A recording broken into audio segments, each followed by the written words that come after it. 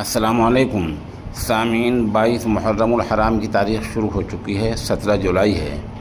خبر کا عنوان ہے تبلیغی جماعت کے خلاف مقدمے ختم۔ آپ کو یاد ہوگا اب سے 4-5 سال پہلے 2020 میں لاک ڈاؤن کے دوران میں مرکز نظام الدین کو بند کر دیا گیا تھا، اور وہاں سے جو غیر ملکی جماعتیں تھیں ان کو کورنٹائن کیا گیا تھا، ہسپتال میں رکھا گیا تھا، کچھ کو اپنے ملک میں بھیج دیا گیا تھا۔ اس وقت بہت بڑے پیمانے پر جماعت کو بدنام کرنا کام کیا گیا تھا۔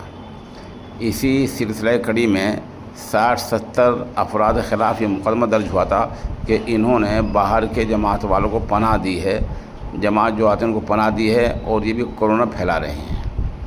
یہ سب مقدمے ہوئے تھے۔ آج دہلی ہائی کورٹ نے ان 70 افراد کے مقدموں کو نہ صرف ختم کیا بلکہ ان کو باعزت بری کیا ہے۔ پولیس یہ کہہ رہی تھی کہ ان لوگوں نے تبلیغی جماعت کے افراد کو پناہ دے کر کورونا پھیلانے میں حصہ لیا ہے۔ ہائی کورٹ نے اس بات کو نہیں مانا ہے بلکہ ان سب کو باعزت بری کر دیا ہے۔ کورٹ نے اچھا کیا ہے، کورٹ نے اپنا فرض انجام دیا ہے۔ اب ہمارا فرض کیا ہے؟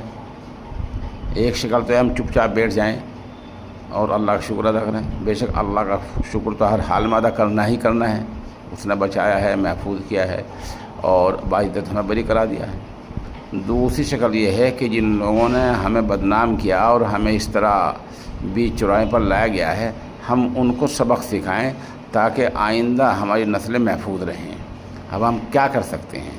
جو ملی تنظیمیں ہیں انہیں کرنا چاہیے کہ ٹائم ٹیبل دیکھ کر، نظام الاوقات دیکھ کر 2020 میں جن تھانوں میں جن لوگوں نے مقدمے درج کیے تھے ان تمام کی فہرست دیا کریں، گرچہ اس میں مہینہ 2 مہینہ لگ جائے، پھر ان تمام کے خلاف فرداً بائی نیم مقدمے قائم کیے جائیں، ان کو جواب دہ بنایا جائے، ضلع عدالتوں میں پہلے مقدمہ کیا جائے، ہائی کورٹ میں کیا جائے، سپریم کورٹ میں کیا جائے، ان کو اس حد تک جواب دہ بنایا جائے تاکہ آئندہ وہ ایسی اوچھی حرکت نہ کر سکیں۔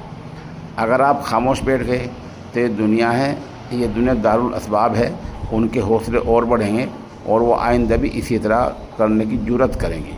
تو بہرحال میری گزارش یہ ہے، جہاں تک میری آواز پہنچتی ہو، ملی تنظیمیں اس بات کو اگر مناسب سمجھیں تو اس کو بروقت اٹھائیں اور جن افسروں نے جھوٹے اور فرضی اور من گھڑت مقدمے قائم کیے تھے ان کو جواب دہ بنائیں۔